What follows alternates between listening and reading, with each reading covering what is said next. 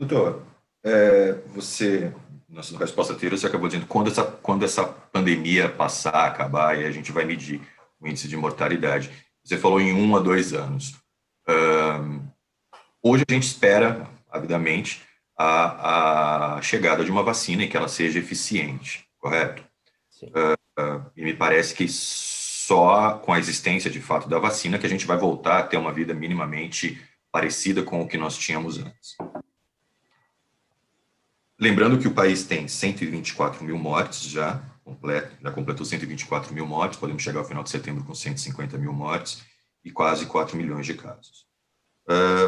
Ontem, terça-feira, dia 1º de setembro, o presidente Jair Bolsonaro, ao ouvir uma eleitora, possível eleitora dele, que estava lá em Brasília, ela falou, olha, não deixa dar essa vacina, porque pode fazer mal e tal, e aí ele virou e falou, ninguém é obrigado a tomar a vacina, ninguém é obrigado a ser vacinado.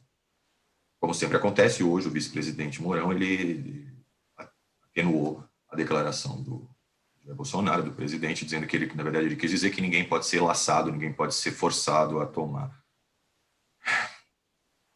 Como médico, como cientista, como que você vê esse tipo de declaração? Imagina-se que a vacinação, na possibilidade de existir, de fato, uma vacina seja eficiente, tenha que atingir um percentual grande da população. Como é que você vê esse tipo de afirmação vinda do presidente, que está longe de ser um cidadão comum, o que ele diz repercute, no mínimo, nos seus 58 milhões de eleitores? Olha, Emílio, eu quando ouço esse tipo de declaração, eu me lembro dos meus tempos de escola, quando eu estudei a revolta das vacinas, que aconteceu há mais de um século atrás, quando Oswaldo Cruz tentou resolver o problema da febre amarela no Rio de Janeiro. Então, infelizmente, a história se repete. Nós temos aí uma pandemia que já nos levou mais de 100 mil vidas, nós vamos chegar a 150, talvez, infelizmente, 200 mil óbitos, tomara que pare por aí, mas a gente não sabe até onde vai. E tudo que nós temos que fazer é uma resposta única, única em termos de um discurso federal unido com o estadual, unido com o municipal. Nós estamos numa guerra contra o inimigo comum. Quanto mais a gente fracionar esse tipo de ataque ao vírus, cada um falando uma coisa, pior vai ser o enfrentamento.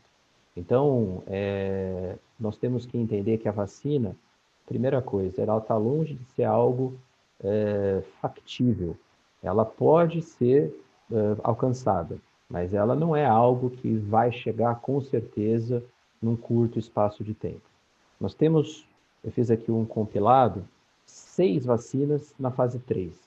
6 vacinas candidatas que estão em estudo no mundo todo, que 3 delas já estão no Brasil. Uma é a vacina da Oxford, né, que é produzida pela AstraZeneca e está sendo testada pela Unifesp, talvez seja vai ser produzida pela Fiocruz.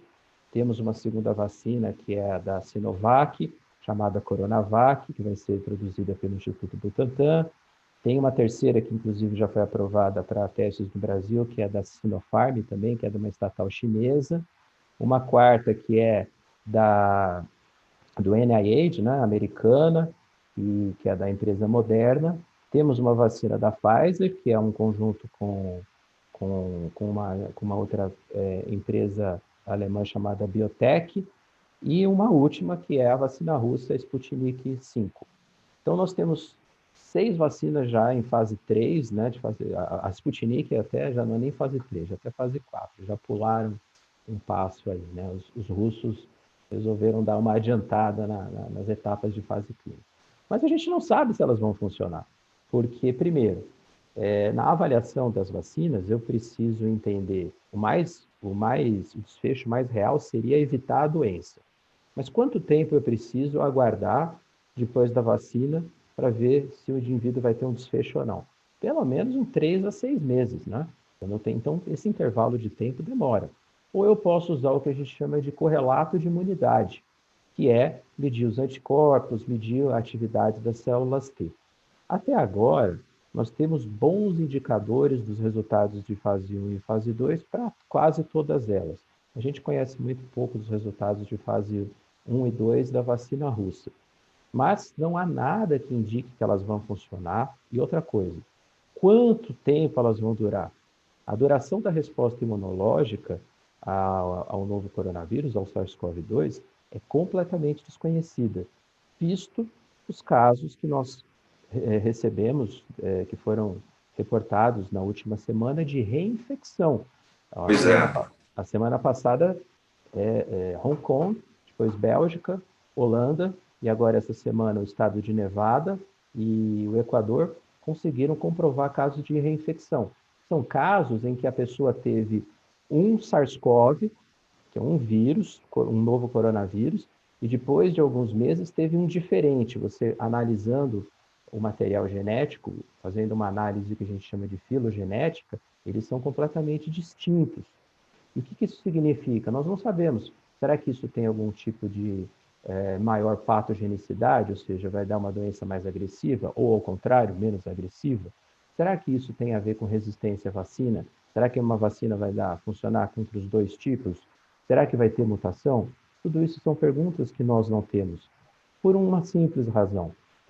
Hoje, dia 2 de setembro, nós conhecemos o SARS-CoV-2 há 7 meses, então nem começou o namoro ainda.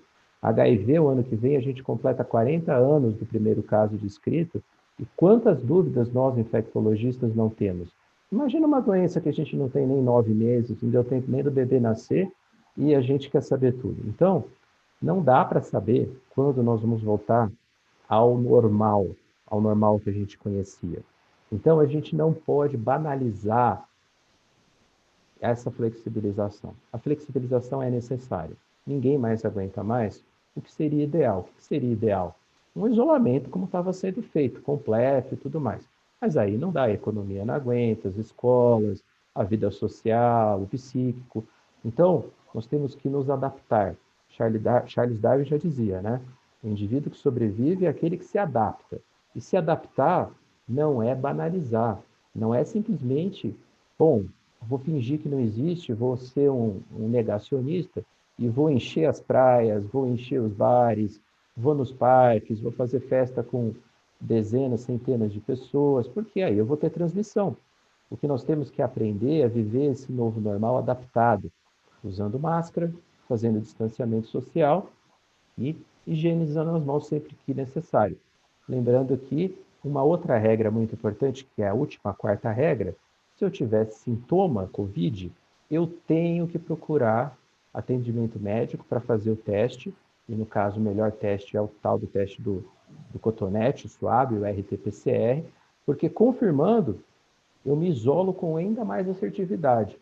Fico em casa de verdade mesmo, porque eu evito transmissão, porque quem transmite, principalmente, é aquele que tem sintoma. Não que o assintomático não transmita, mas o sintomático ele transmite com mais força. Agora, pela primeira vez, parece que começou a cair de forma